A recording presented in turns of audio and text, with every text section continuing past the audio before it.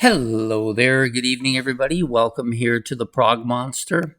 My name is Murph. I am the host of this channel. So, we're basically here tonight to do an episode of What's New. I've chosen the band Spread Eagle. The album is called The Brutal Divine. So, I didn't know much about this band other than looking up this particular album. So, I was looking around for some information on them. I found some online. I also watched a Brendan Snyder video. He was doing a opening of the album, like a unboxing of the album. So it was interesting. Talked quite a bit about the band. So that's kind of where a lot of my information has come from. And then, of course, I listened to the album like I always do. And now we're going to break it down. So this album was released June the 12th, 2026. So is that about a week ago? So hard rock is the genre, although this is borderline metal sounding. 40, probably a little about around 40 minutes in length on the Frontier Records label and produced by Rob DeLuca. The band consists of Ray West on lead vocals, Rob DeLuca on bass and backing vocals, his brother Rick DeLuca on drums, and then Gianna Maria Jami Paluda, I knew I'd get it, on guitars. So a total of, it looks like, I think there's 10 tracks. Yeah, 10 tracks in total on the album. Pretty strong album, I think, from start to finish. Nothing really weak. Couple songs near the beginning I really didn't like too much, but for the most part, I found it a pretty good album, pretty solid album. It's hard rock driven for sure, guitar driven, absolutely. Lots of catchy riffs. He tends not to use the what I would call broken down guitar riffs where it's just like a bobbing type thing. This is more of a constant flowing guitar riff here. Does a lot of that. The vocals are good, other than right at the beginning where it was very mild. After that, it became very kind of raspy, gravelly, harsh. Yeah, those three things all describe his vocals. And it's got a nice, pretty heavy rhythm section. Nothing flashy, nothing outstanding, nothing too forward, just very consistent. So there are, like I said, 10 tracks in total on them. I'm going to break them down a little bit. So it starts out with the Flat Earth Vultures. This one's about 5.5 minutes in length. Nice kind of mild vocals here, very mid-range, very like almost poppy sounding vocals. Very slow-paced opening, really. Does pick up tempo. The vocals become a little more raspy and gravelly here. Nice, heavy, biting, raw guitar riff. And really quite a catchy track. It was a nice start for them. Next song out is called Sweet Noise. This one's a little short, just over 2 minutes in length. Nice, tight, smooth, fast, hard rock track, really. Grindy guitar sound. Vocals are raspy, gravelly, mid-range.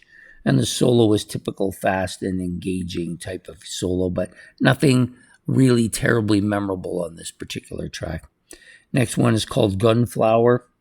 Heavy, bitey, raw guitar sound, fast-paced rhythm section, kind of a driving track, like it's pushing, almost metal-like, at least the guitar solo anyways. Again, another track, not terribly memorable.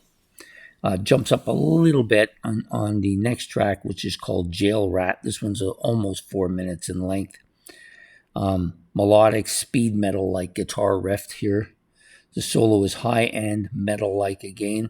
And there's kind of a second solo that's kind of lengthy. It goes on for a fair bit of time.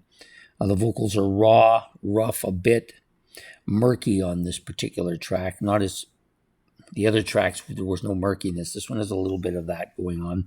Does crescendo out to a more distorted sound, and then it comes back, but not as much. The next track out is Forbidden Local Honey. This one's just over 4 minutes in length.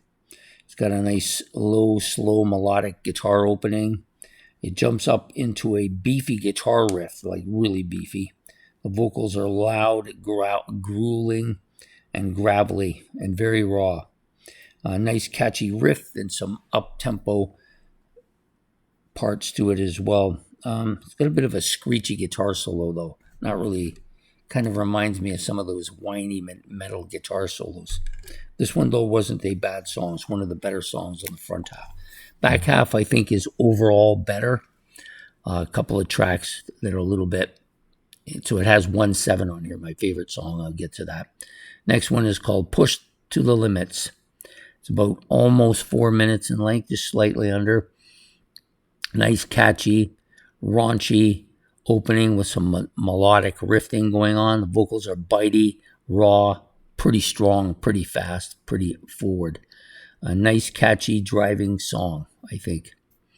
Next up is Ant Farm. This one is probably my favorite track on the album. It's about 3.5 minutes in length, so a little on the short side, but not bad. It's got this nice, massive opening guitar riff. It's melodic with some distorted guitar soloing going on. So it just comes right, slaps you right in the face, right out of the gate. The vocals are distorted, like kind of raspy, a little bit on the murky side, not as murky as the previous song, but kind of a little bit on the murky side. Nice heavy track, really. Very raw sounding, this track. The solo is clear, but massive distortion and very catchy. Lots of distortion. So, but excellent song, Ant Farm. Next up is Scars in Your Eyes. City Kids is the name of the song. Sorry. Kind of heavy opening, nice heavy bass drum part.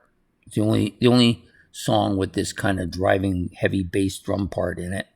The vocals are raunchy, gravelly, distorted, normal. The guitar riffing is catchy, and it's a bit of a very beefy and driving type track. This one's one of the better tracks on the backside too. Inside the Shrunken Skull, Shrunken Skull, kind of a fast-paced, heavy, raunchy riff. Yeah, it's got that little bit of that metal sound to it. The vocals are raunchy, raspy, gravelly, typical, raw, heavy, driving track, just raunchy as hell. Solo is heavy, kind of a tapping style solo here. So this one was also pretty good, but drops a little bit. They get Ant Farm, from Ant Farm down, they just keep going down a little bit. The final track, Make Believer, it's a heavy, biting, but catchy guitar riff. Vocals are harsh, but clear. And then you got a kind of a heavy guitar riff solo at the back. Not a terribly memorable song. Nothing special about it. Nothing outstanding, but pretty solid anyway. So, and that one was almost 4 minutes in length. So that's it for the album, The Brutal Divine by Spread Eagle, released very recently on June the 12th. Hopefully you enjoyed this video. If you want to go, the album has a jellyfish on the cover, which is kind of, I'm not really sure how it relates to the music. It's a very dark album, dark, and it's got some almost fluorescent colors, which is what you would expect from a jellyfish. Anyways, I hope you've enjoyed this episode. Please hit the like and subscribe. If you want to make any comments about this band, Spread Eagle, or the album Brutal Divine, you can do that. They also have 3 back albums. One of them, the last one, was their first album in about 20 years or so, and was kind of different from the original 2, which were more like this one. So I think I think if you give this a shot, you'll probably enjoy it if you like that hard driving, hard rock metal sound. Anyways, take care, have yourself a good one, and goodbye here from the Prog Monster.